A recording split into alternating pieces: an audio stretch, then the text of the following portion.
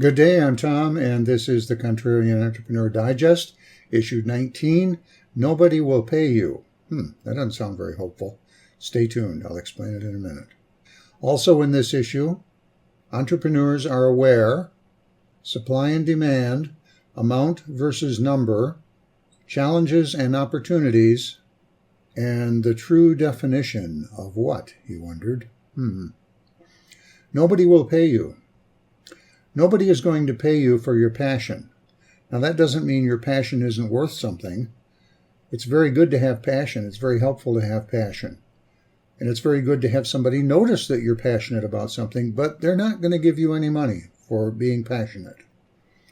Likewise, nobody is going to pay you for your enthusiasm. And enthusiasm is wonderful, but nobody's going to pay you for being enthusiastic. Nobody is going to give you money for following your dreams. Nobody is going to write you a check because you're a positive thinker. Nobody is going to say to you, "Oh, I just love your upbeat attitude. Here's $1,000. The only time anybody is going to give you money is when you offer them something that they believe will improve their life in some way. So you're going to have to create something new, something that will help someone, something they will pay you for. What have you created recently?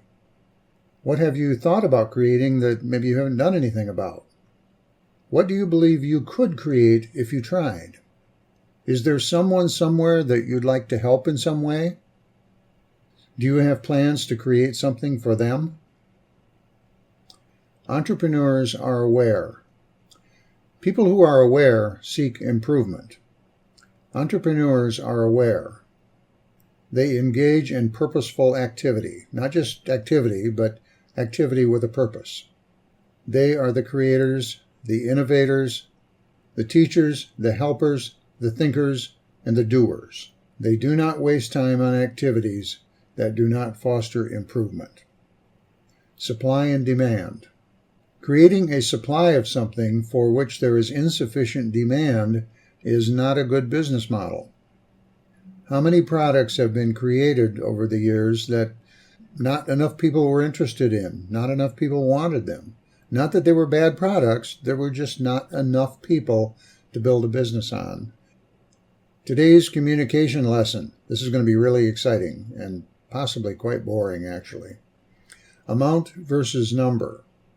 The word amount should be used for an undifferentiated mass of something, such as peanut butter.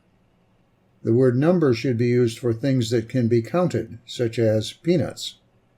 Hence, you can have an amount of peanut butter, but you can't have a number of peanut butter. And you can have a number of peanuts, but not an amount of peanuts, unless you're measuring them by the pound. Wasn't that exciting?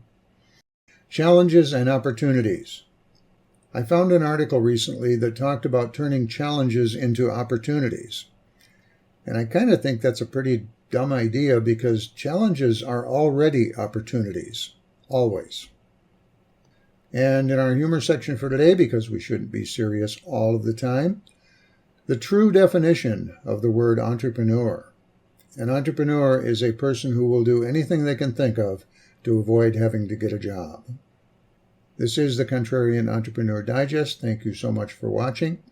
And remember that this and my other publications are your go-to place for deep thoughts, rational thoughts, inspiration, common sense, and mental stimulation. If you would like to talk about anything whatsoever, you can reach me at tom@tomharris.us or at 877-901-9977. Remember always, think, learn, create, be brave, be bold. Thanks again for stopping by, and I'll meet you here next time.